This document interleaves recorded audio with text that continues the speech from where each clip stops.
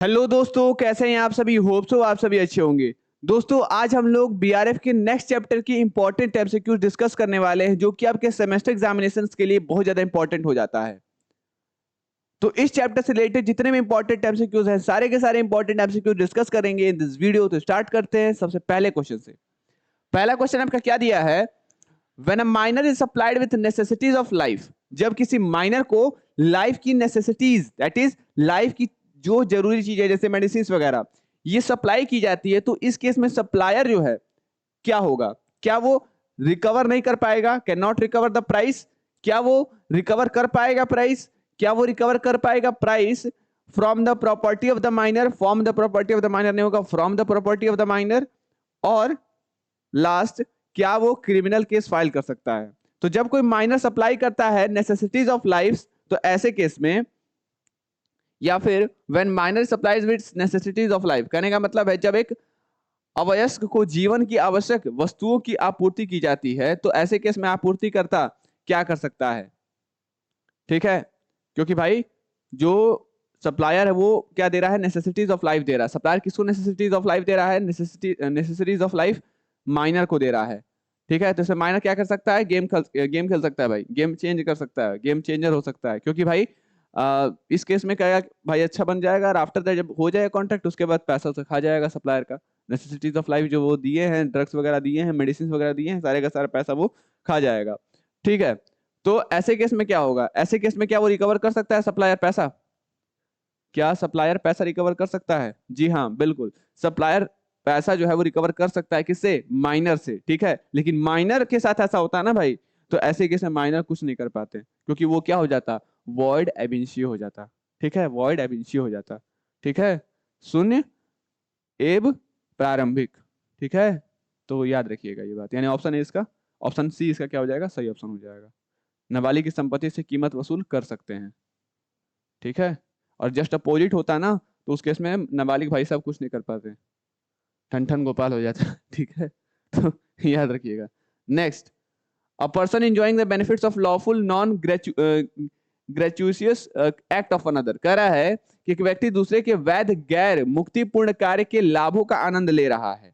गैर मुक्तिपूर्ण कार्य के लाभों का आनंद ले रहा है, तो ऐसे केस में क्या ये लायबल होगा कंपनसेट करने के लिए दूसरे को, क्या ये लायबल नहीं होगा कंपनसेट करने के लिए दूसरे को। या another can not claim any compensation, दूसरा व्यक्ति जिसके मतलब नॉन ग्रेचुइट एक्ट के जिसका वो कर रहा है, इसके ऊपर वो फायदा उठा रहा है, क्या वो बंदा क्लेम नहीं कर सकता कंपनसेशन, या बोथ बी एंड सी। तो उसका सही ऑप्शन क्या हो जाएगा, सही ऑप्शन हो जाएगा कि वो लायबल होगा कंपनसेट करने के लिए दूसरे को, यानी दूसरे को क्षतिपूर्ण करने के लिए उत्तरदायी होगा, लायबल होगा वो पर्सन जो कि इंजॉय कर रहा है lawful non ग्रेचुइटस act.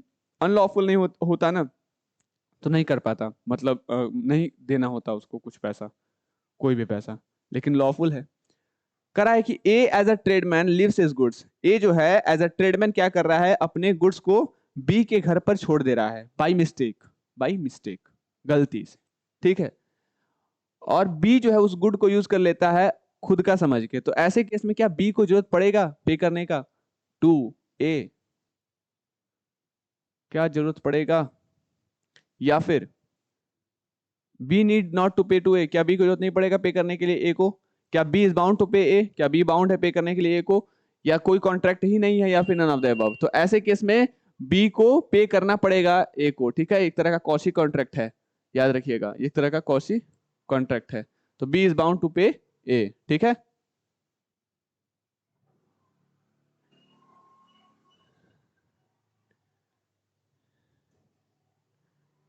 Okay. Next question क्या दिया है, एक पर्सन जो सप्लाई कर रहा है नेसेसरीज किसी माइनर को, वो इंटाइटल्ड है रिम्बर्समेंट पाने के लिए, किससे, माइनर से।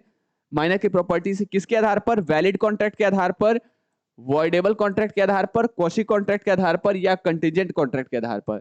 तो किस लिए वो लायबल होगा, किस बेसिस पर वो हकदार होगा माइनर के प्रॉपर्टी से पैसा वसूलने में of the necessities of life.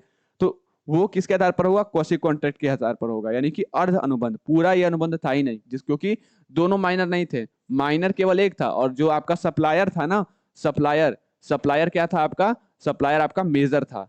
ठीक है, वो मैच्योर व्यक्ति था भाई, 18 प्लस था, वो माइनर आपका 18 प्लस नहीं था। ठीक है, तो ये एक तरह का क्या है, आधा अधूरा कॉन्ट्रैक्ट है, क्वासी कॉन्ट्रैक्ट है। नेक्स्ट क्वेश्चन है कि क्वासी कॉन्ट्रैक्ट कहां से आया है? क्या क्वासी कॉन्ट्रैक्ट एजम्पशन या अनुमान से आया है? इनडेप्टी इनडेप्टी एजम्पशन, अनिश्चित, नॉन फिजेंस या मिसफिजेंस, किससे आया है?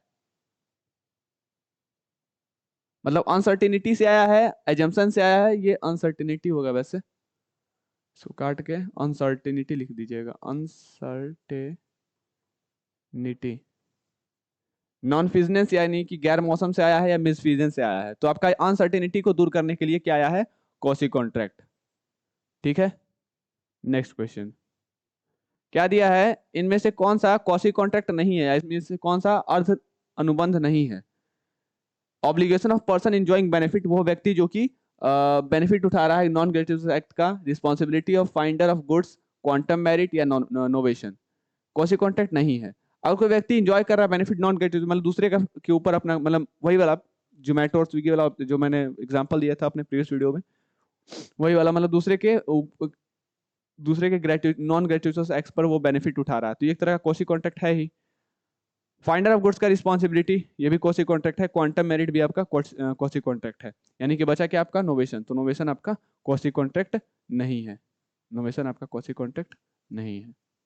नेक्स्ट क्वेश्चन क्या दिया है? A person who finds good belonging to another, ठीक है,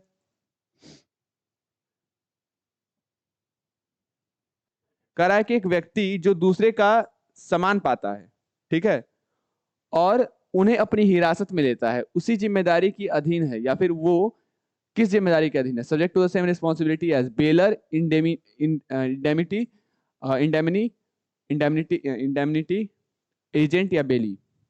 ठीक है, तो क्या होगा? वो एज अ बेली या फिर ऐसा जमानत पर लेने वाले के रूप में रिस्पॉन्सिबल होगा, क्योंकि वो जमानत पर क्या कर रहा है? उस गुड्स को ले रहा है, तो वो उस चीज के लिए रिस्पॉन्सिबल होगा।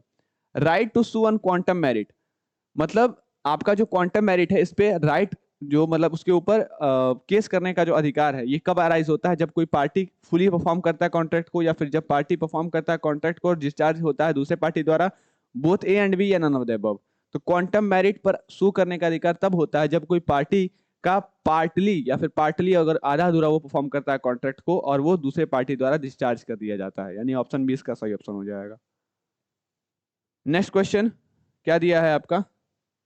कि quasi contract obligations are based on the theory propounded by home, यानी क्वासी कॉन्ट्रैक्ट का ऑब्लिगेशन जो है किस थ्योरी पर आधार है, या फिर उस थ्योरी को किसने प्रोपाउंड किया है? तो उस थ्योरी को प्रोपाउंड किया है, क्वासी कॉन्ट्रैक्ट ऑब्लिगेशन जो थ्योरी है इसको प्रोपाउंड किसने किया है? इसको प्रोपाउंड किया है आपका लॉर्ड मैन्सफील्ड ने, लॉर्ड मैन्सफील्ड। ठीक है, नेक्स्ट है प्रोमिसरी एस्टोपल, या फिर आपका प्रोमिसरी एस्टोपल जो है, इसको कभी कभी इसके विकल्प के रूप में विकल्प के रूप में कहा जाता है। क्या कहा जाता है? प्रोमिसरी एस्टोपल को, प्रोमिसरी एस्टोपल को हम लोग अर्ध अनुबंध भी कहते हैं, इसको हम लोग अर्ध अनुबंध या फिर क्वासी कॉन्ट्रैक्ट भी कहते हैं। ठीक है, तो होप ये सारी बातें आपको समझ में आ गई होंगी regarding this chapters important MCQs.